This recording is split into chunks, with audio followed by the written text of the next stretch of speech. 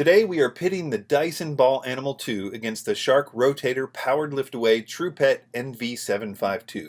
I chose this matchup because these two vacuums are essentially trying to fill the same niche and are very often compared to one another.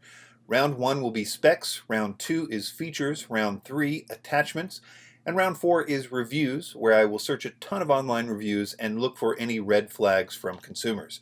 Let's get started with specs. Price. The Dyson lists for $499 but is $375 on the official Dyson Amazon listing, and the Shark lists for $329 but sells for $279 on Amazon. Links below. So at almost $100 less, the Shark gets a point here. The Dyson has a 5-year limited warranty and the Shark has a 7-year limited warranty for this model, so another point for the Shark. Filtration. Both the Dyson Ball Animal 2 and the Shark NV752 have whole machine HEPA filtration, and there's no real difference, so this is a push, no points awarded. The Dyson weighs in at about 17.4 pounds, and the Shark at 15.5 pounds. Really only 2 pounds difference, but it is noticeable according to reviewers, so put another point on the board for Shark. The Dyson gets its first point with dust bin volume at 2 dry quarts as opposed to the Shark's 1.5 dry quarts.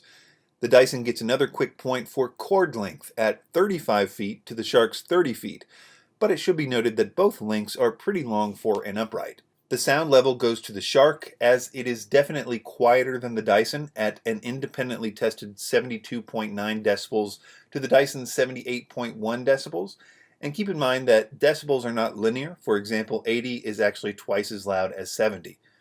Suction is hard to measure since both of these units measure it differently, but the Dyson Ball Animal 2 has 270 air watts of suction, which makes it the most powerful Dyson yet.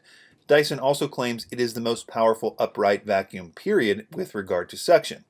The Shark is definitely no slouch when it comes to suction, and even though I don't have an air watt measurement, we can trust Dyson that it does not have as much as the Ball Animal 2, so a point to the Dyson. So with the Shark leading by just 1 point, we will move on to round 2, features.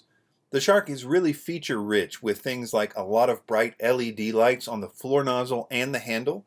If you haven't vacuumed with LED lights, it really is a difference maker. It also has the ability to convert to lift away mode, so you can easily vacuum under beds and other hard to reach places. And although both vacuums can use attachments on the hose, the Shark's handle makes it easy to convert to a great handheld vacuum as well. Another feature on the Shark that could be a knockout punch, more on this later, is the ability to change to thick carpet mode, which reduces the suction for shag carpets or light rugs while still running the brush roll. The final feature for the Shark is the powered lift away feature, meaning that when it is in lift away mode, the brush roll motor still runs, as opposed to just being powered by suction, so you can get a lot of power for those hard to reach places. The Dyson features include a self-adjusting cleaner head, which automatically adjusts to the floor in order to provide the maximum amount of suction. It also has a really long hose length at about 15 feet, though most people experience quite a bit less than that due to the suction power. The final feature for the Dyson is the hygienic bin emptying, though I'm not sure how much difference that is from the Shark, which also has a button to empty the bin without getting anything on your hands, so I'm going to call this one a push. Round 3, attachments. The Dyson has a tangle-free turbine tool, a combo tool, and a stair tool. The coolest of which is the tangle-free turbine tool, which although is just powered by suction, the turbine aspect makes it not very likely to get pet hair clogged in the brushes. The Shark has a pet multi-tool, a duster crevice tool, a hard floor genie, and a TruePet motorized brush. The coolest of these being the TruePet motorized brush, which actually has its own motor and therefore is incredibly powerful for picking up pet hair. It's hard to judge the attachments, but because of the number of attachments and the slightly more cool motorized brush, I think the Shark wins this round.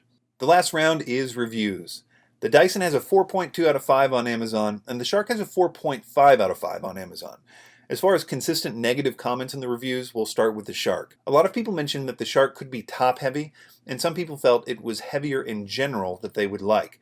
People also mentioned that the hose was not very long, and finally that the brush roll tended to get a lot of hair wrapped around it, especially when cleaning a lot of pet hair. So you can probably expect to clean out the brush roll a little more than usual according to these reviews. The Dyson. The most negative comments about the Dyson, ironically, were about suction. The consensus seemed to be that it was simply not workable for longer, thicker carpets. Also, that it got caught up on a lot of rugs that were light.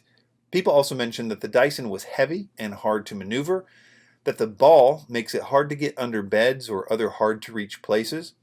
A lot of people felt that it does not feel like the materials or the build was very sturdy. Again, this one is hard to score, but just based on the actual Amazon review score, we need to give this one to the Shark.